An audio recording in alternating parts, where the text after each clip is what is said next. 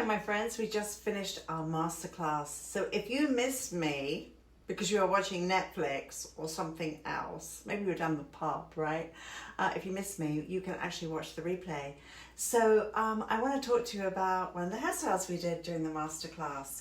So here you can see we have a nice little wave pattern going on, but let me show you the back so I can explain the whole thing.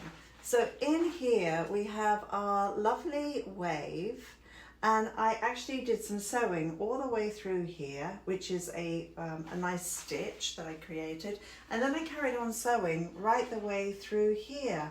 And this part here is a rope braid which I then pulled apart, and as you can see it's got this nice texture, and then I went in there and sewed to get that nice effect. So I think it's a nice look. I like the sleekness and the tightness here, as I mentioned, this underneath the occipital bone, and just a nice wave. This is a palm up, palm down, so you know, obviously you can play around with it and have it be undone with a nice lot of texture to it.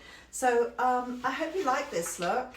And as I mentioned, if you want to see the replay of the masterclass, I go over how to train your client. I go over the power of a great consultation and really developing your style. So I hope you enjoy it. Thanks for watching. Bye.